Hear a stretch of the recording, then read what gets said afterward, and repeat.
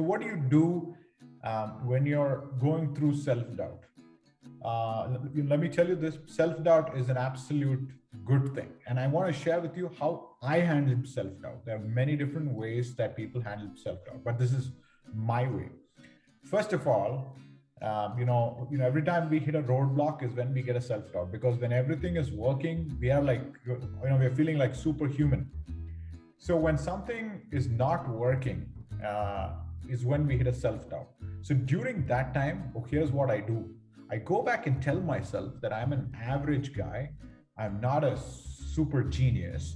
The moment I acknowledge this, all of a sudden, I start to see the problem. And then sometimes I have seen that I am the obstacle, and I remove myself, from the obstacle. And being an average guy, I bring in someone who is much, smarter and better than me. And it is not true that the B people will hire C people and C people will hire D people, because I have hired a lot of A's. In 2016 or 2017, we had a flatline growth, and I thought I tried a lot of ways, and nothing was actually moving the needle. And that was a moment where I said, okay, I have tried out a lot of methods. I am not I'm not in a position to solve the problem. And I started to actively hire a lot of people who are actually speaking very unlike me. And, that's when it actually changed. Of course, some of the experiments failed, but that's okay. And I think it's important that some experiments do fail. And that's why it's called experiments. And then when it really worked, after that, we have never seen a flat line. We have got a consistent, growth year on year.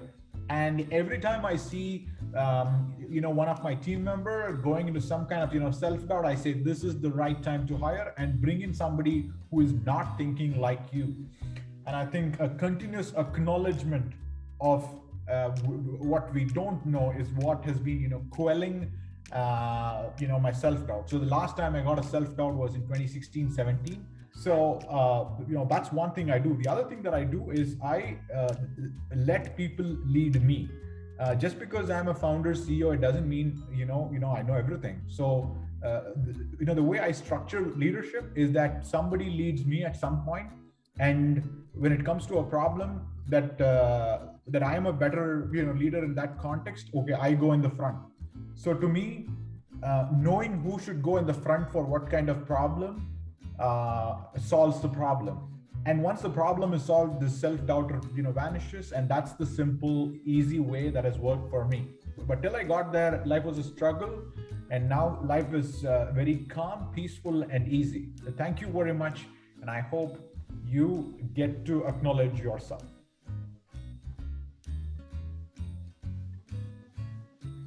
Mulya helps prevent bugs for its customers. Now, typically testing services companies focus on finding bugs. We've been there, done that, and we understand that that's not going to move the needle. So our focus is about, preventing bugs. And this means that we influence the culture of quality for our, customers, and we put our tests in such a way that problems are actually prevented. So we reward our folks for preventing bugs than just finding bugs. And this is what has become a culture. So using this, Mulya has been a good partner for plenty of startups. Our focus is exclusively startups, and we have been a partner to a lot of startups, and many unicorns that are actually out from India are partnered with Mulya, and this is what we want to globally scale.